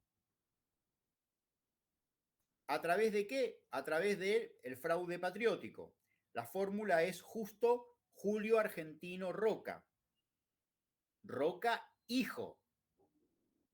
El hijo del militar que ustedes habrán visto y escuchado durante el orden conservador. La campaña del desierto, etcétera, etcétera, etcétera. A mí me gusta mucho Resistencia e Integración, un libro de Daniel James que trae un montón de testimonios. Decía que en el 32 gana Justo Roca con fraude patriótico. Un obrero que trabajaba en los puertos situados a lo largo del río Paraná, un periodista le pregunta, ¿cómo fueron esos años 30? Y este obrero, llamado Ramiro González, dice, bueno, la vida era muy dura en aquel entonces, la gente trabajadora no valía nada, nunca fuimos respetados. Yo históricamente votaba por los radicales, pero después del 30 todo fue mal. Los caudillos conservadores controlaban todo de nuevo. Los días de los comicios yo iba al municipio para votar, pero no conseguía entrar. Yo ya era conocido, sabían cómo pensaba, de modo que no me permitían votar. Según la ley, tendría que hacerlo, pero se burlaban de la ley.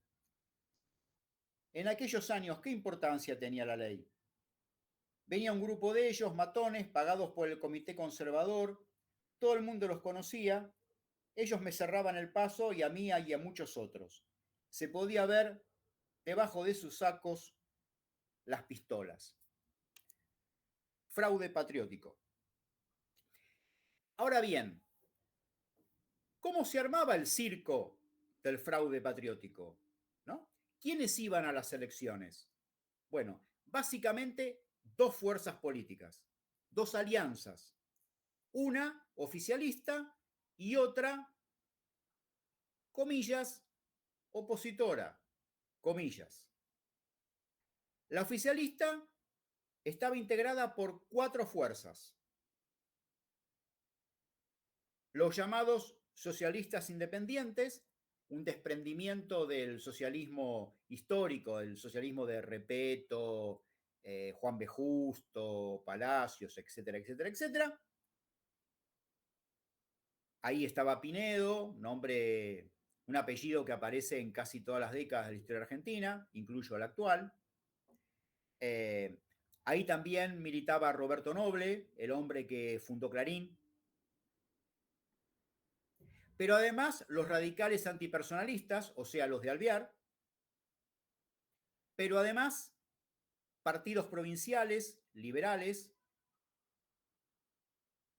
algunos de ellos existen todavía hoy, y la columna vertebral de esta alianza, el Partido Demócrata Nacional, que es un partido que crea Justo, el presidente Justo, para participar y ganar estas elecciones. Hay otra alianza que se va a llamar Alianza Civil, donde está el Partido Socialista, el histórico,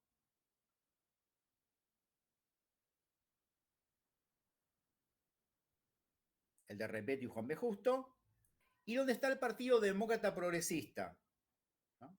Donde milita un tal Lisandro de la Torre, un hombre que denunció varios negociados de los gobiernos de la década infame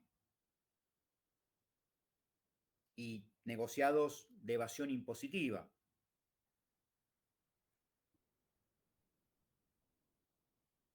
Fundamentalmente negociados que tuvieron que ver con los frigoríficos ingleses, con la empresa Anglo,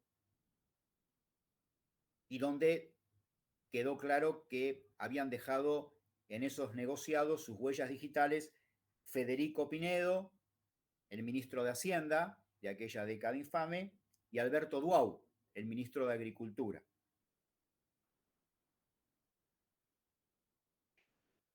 Se preguntarán tal vez ustedes qué pasaba con el grueso del radicalismo, qué pasaba con el irigoyenismo. Sí, Marcos, te escucho. No, solo una consulta porque me perdí un poquito. Dentro de la facción de los, digamos, no oficiales, estaban los dos que nombró de la Alianza Civil. La Alianza Civil, exacto, conformada Ok. por el Partido Socialista y el Partido Demócrata Progresista. Ok, listo, gracias.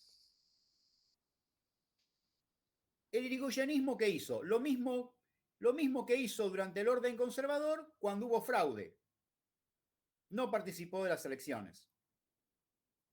Y en el 33 muere Irigoyen. El sepelio de Irigoyen tuvo características, en su época, ¿no? Tuvo características parecidas al de Gardel, al de Perón. Fue un sepelio popular impresionante. La gente sacó el cajón de la carroza que lo llevaba y lo transportó en hombro. Si tienen en algún momento la oportunidad de verlo, es muy impresionante. Se ve el cajón como navegando en olas, ¿no? Eran los hombros de la multitud que lo llevó hasta el cementerio.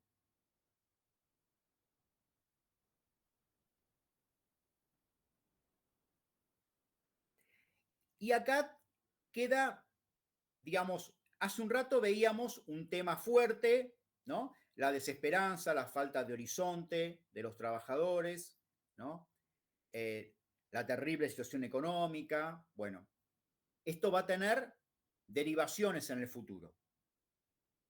Acá estamos frente a un segundo elemento que también va a tener derivaciones en el futuro, ¿no? ¿Tenía sentido que los partidos opositores a esta alianza del régimen militar participaran de las elecciones? Porque ¿qué tipo de participación en realidad se trataba? Era incorporar algún que otro diputado, algún que otro senador, en el marco de un circo general, donde ya se sabía quién iba a ganar. El partido oficialista, obviamente. Ese era el fraude patriótico, ¿no? El punto está en que con el paso de los años empezó a gestarse un descreimiento de los sectores populares frente a este circo. Ya lo veremos más adelante, pero quiero dejar nota de esto ahora. En esta época también se lleva adelante un pacto económico escandaloso. La historia lo recuerda como el pacto Rocan-Runciman.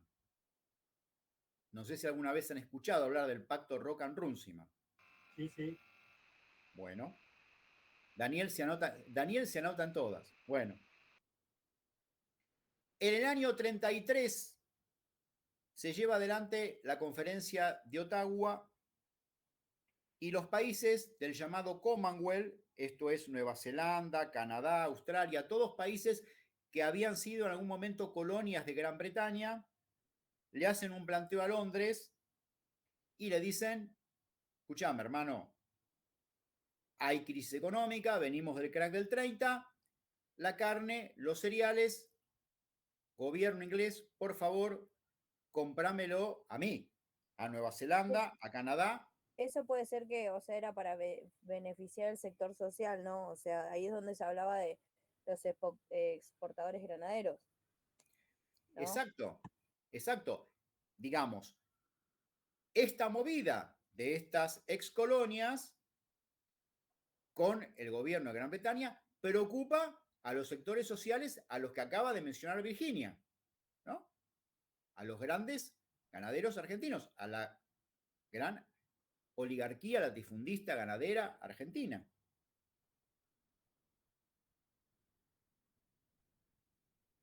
Y eso va a ser específicamente el pacto Roca-Runciman. Va a ser el pacto que va a consolidar la hegemonía de los intereses británicos, por un lado, este matrimonio histórico en esta época entre los intereses económicos británicos, los ganaderos argentinos y el Estado Nacional que aparece como garante de este matrimonio.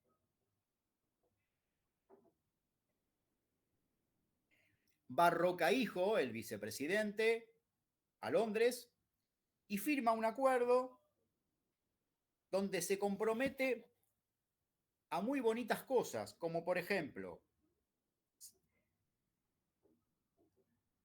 queda claro en el pacto que Londres nos va a comprar carnes si se las ofrecemos a un precio menor al de cualquier otro país del planeta.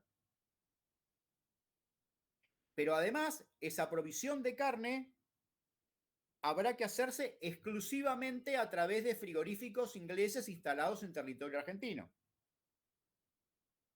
Pero además de eso, Argentina va a tener que permitir la introducción de carbón y productos textiles británicos sin cobrar aranceles.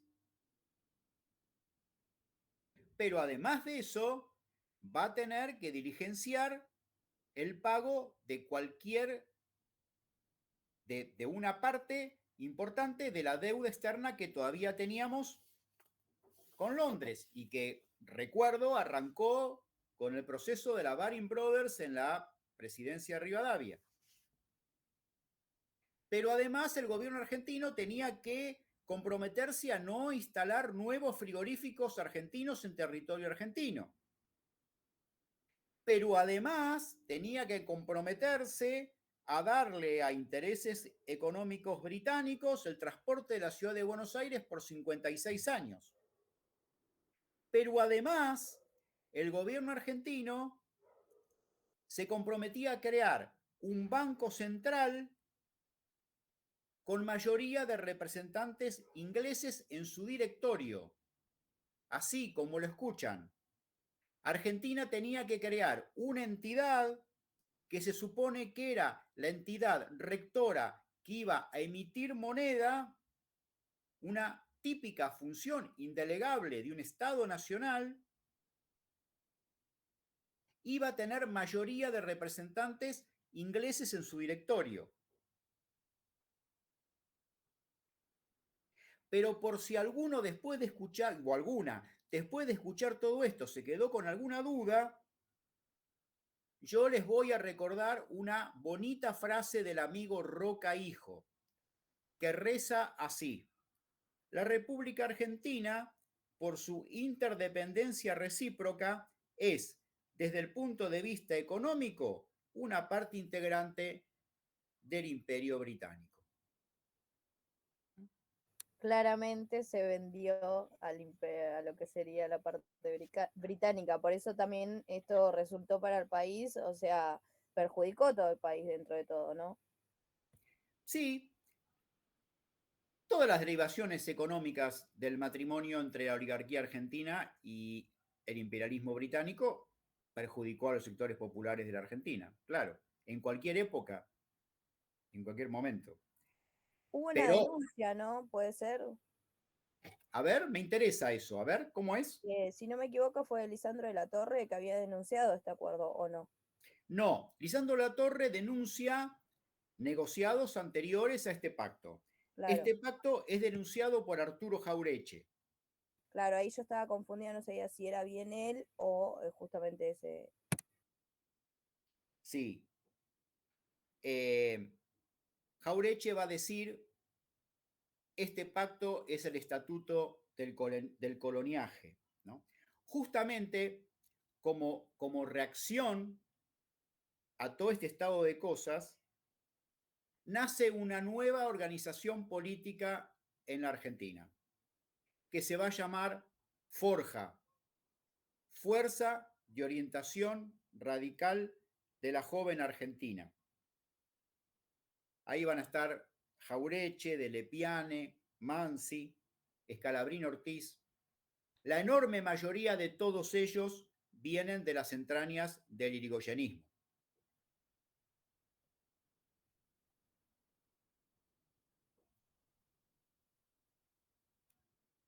Vamos a ver algo sobre Forja, si les parece bien.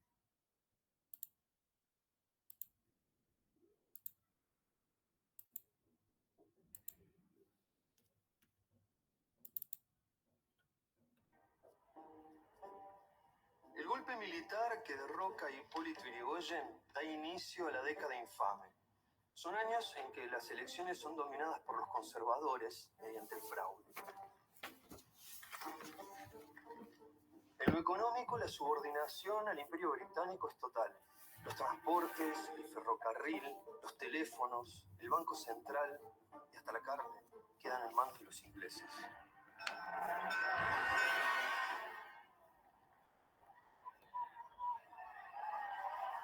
Pero volvamos a 1933.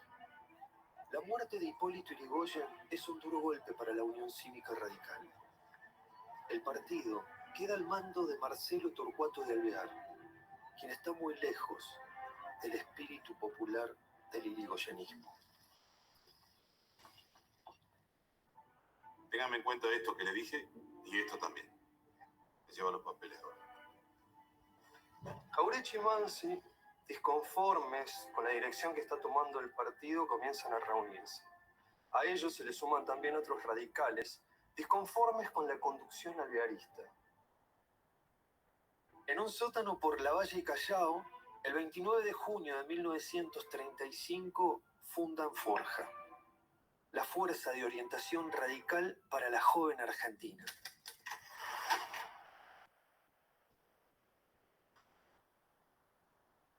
La Fuerza de Orientación Radical para la Joven Argentina convoca a todos los radicales.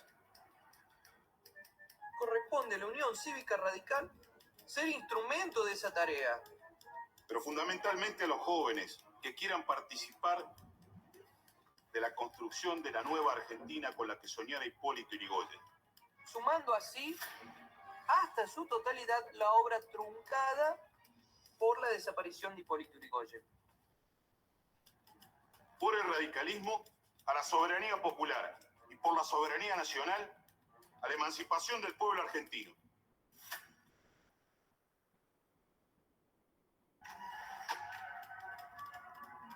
Con su estilo sencillo y campechano, Jaureche se convierte en el gran divulgador de una corriente de pensamiento que denuncia al gobierno por hipotecar la independencia de la nación. Por estos años se escuchan por primera vez palabras como cipayo o vendepatria.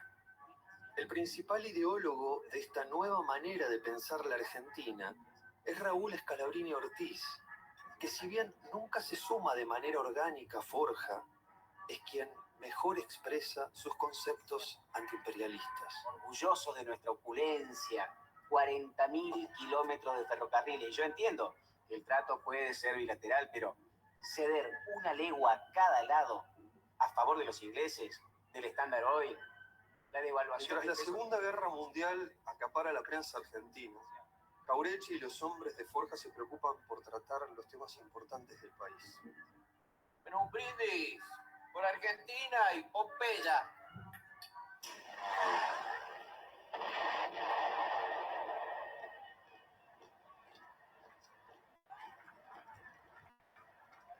Cuando en 1943 un golpe militar destituye el gobierno fraudulento de Ramón Castillo, Jauretche ya no forma parte de la UCR.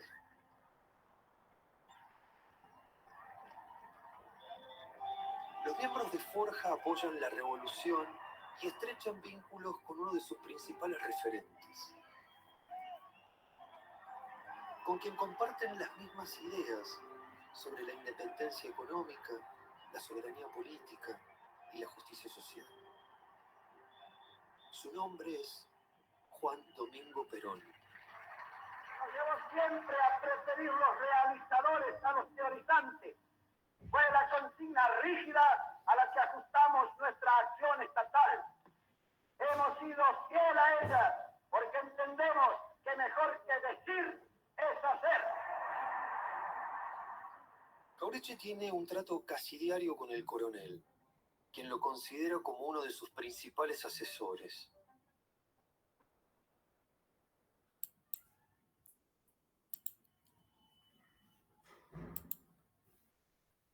Bueno, dejamos para más adelante la parte final del documental, pero bueno, de esto iba el movimiento de Forja, ¿no? Que en su manifiesto fundacional plantea: somos una Argentina colonial, queremos una Argentina libre. Dijimos ya, Jauretche va a caracterizar el pacto Rocan-Runciman como el estatuto legal del coloniaje. Los volantes de Forja decían: nuestra lucha es doble, contra el enemigo extranjero que invade y el enemigo interno que entrega. Aníbal Ford, un intelectual argentino importante, dirá: Forja es quien hizo la primera denuncia orgánica y sin concesiones sobre la situación de dependencia económica de la Argentina.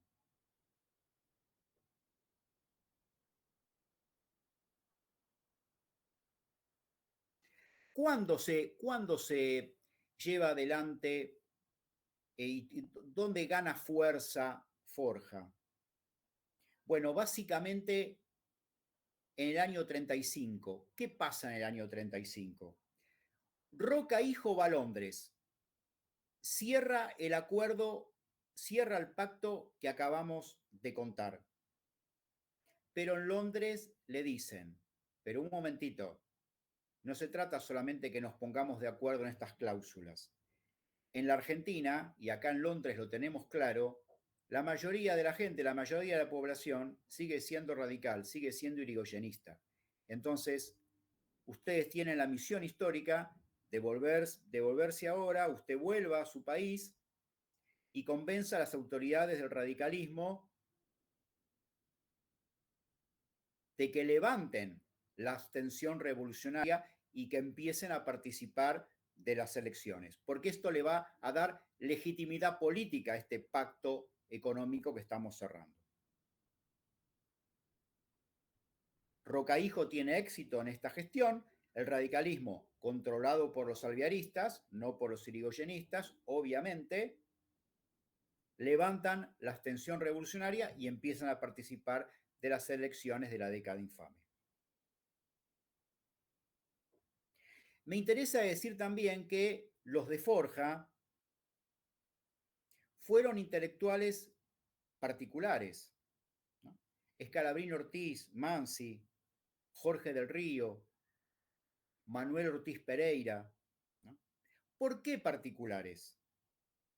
Porque escribieron periódicos, porque escribieron libros, porque redactaron panfletos, pero no eran solo hombres de escritorio. Hacían actos callejeros, hacían actos relámpagos. eran hombres de pensamiento, pero también hombres de acción. ¿No? Digo esto también para que en todo caso nos demos un segundo de reflexión en algún momento que tengamos ganas para pensar qué pasa con los intelectuales en Argentina y en América Latina en los tiempos en que vivimos hoy. Estos eran hombres de pensamiento, investigaban, escribieron libros, algunos de ellos clásicos de la historia económica, ¿no? Y social de la Argentina, pero después llevaban un banquito, tiraban una sábana entre árbol y árbol y armaban, en medio de la represión policial de la década infame, un acto relámpago en una esquina de una ciudad. ¿No? Y se reunían clandestinamente en los sótanos del centro porteño. Esa fue Forja, ¿no? La idea de pensar el país desde una posición nacional, ¿no? El planteo de que al país se lo pensaba desde una historiografía falsificada, que había sido la historia escrita por el mitrismo, que había dejado un gran guardaespaldas en la Argentina de esa concepción de la educación y de la historia, que era el diario La Nación.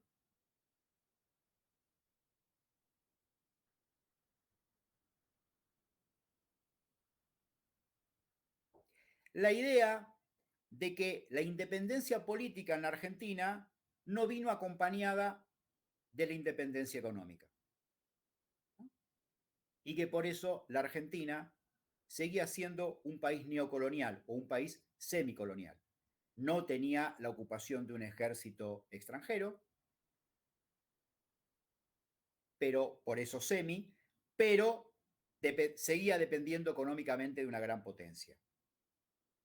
Y así fue que Forja empezó a denunciar el saqueo de recursos, no solo con la cuestión del pacto Rocan-Runciman, sino con los manejos del Banco Central, con los manejos de la deuda externa, con la venta de tierras en la Patagonia.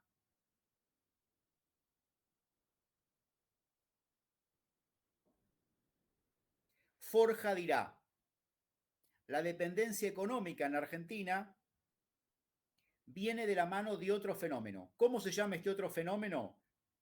Colonialismo pedagógico. Enseñarnos la realidad con ojos de afuera. Y a lo mejor ahí está el mayor mérito de los pensadores de Forja. Cimentar una nueva perspectiva epistemológica. Ustedes saben, la epistemología es la parte de la filosofía que se refiere y que estudia el conocimiento, ¿no? Bueno, Forja, queremos algunos y algunas, forja construye una nueva perspectiva epistemológica, un nuevo modo de pensar, de conocer,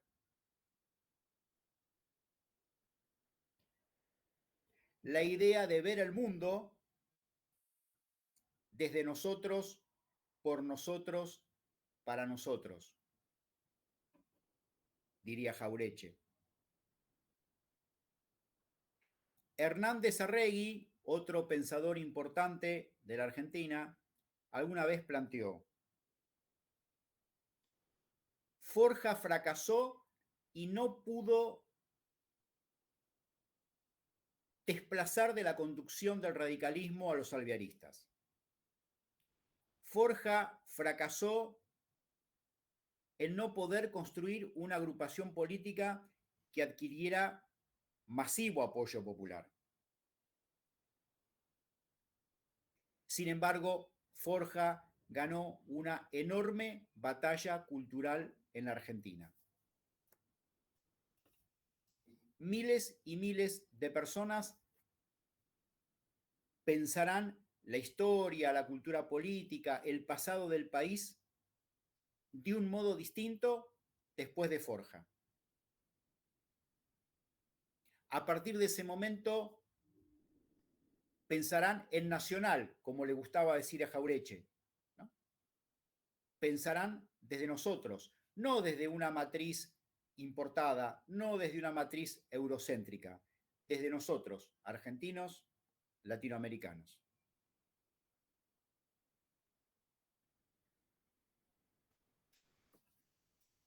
Puede ser que Forja y sus amigos terminan presos, ¿no, profesor? Bueno, vamos a decirlo como lo diríamos en el barrio, como eran grandes quilomberos. Y permanentemente estaban en actos callejeros y es más, Jauretche participó de levantamientos de militares democráticos. Después del golpe de septiembre del 30, Jauretche participa de insurrecciones militares con apoyo popular y sí, y termina preso. ¿Se podría decir que lo llamaban activistas políticos o no? ¿Se consideraban ¿Cómo? activistas políticos? Sí, por Bien. supuesto, claro que sí. Por eso justamente es que lo llevan preso, ¿no? Si bien creo que lo sacan de vuelta, y ahí creo que sí en 1945 es donde Forja decide disolver el... Ya vamos a llegar a eso. Efectivamente, después del 17 de octubre del 45, Forja dice, ya no tiene sentido en la Argentina que sigamos existiendo como organización porque lo que veníamos planteando ya se está plasmando en el gobierno, pero todavía no llegamos a eso. En ese levantamiento que Jauretche es detenido y es preso, donde nos plantea Virginia, justamente Jauretche después escribe un poema relatando y recordando esa insurrección armada en el litoral que intentaba recuperar la democracia para la Argentina, escribe un poema y el prólogo a ese libro de poemas lo escribe el Jorge Luis Borges, joven, que era irigoyenista, ¿no? Postura política de la cual se va a arrepentir después en su ¿El madurez. poema era No me olvides, profe, o no? No. Ese es uno de los de Jauretche, si no me equivoco, ¿no? Uno de los poemas que escribió. Yo no conozco un poema, no me olvides. Sí conozco, después del golpe del 55, cuando se proscribe al peronismo, que no se puede mencionar la palabra Perón, ni Eva, ni la marcha, ni nada, muchos peronistas se reconocen entre sí poniéndose en el ojal la flor No me olvides. Una flor que se llamaba No me olvides. Les digo esto último, y por este primer encuentro los dejo en paz y damos las urras. En el 37, y de vuelta con fraude patriótico, gana la fórmula Ortiz Castillo. Son tiempos donde estalla la Segunda Guerra Mundial. Ortiz, el presidente, tenía una diabetes galopante, queda ciego. Castillo queda como presidente. Terrible crisis económica.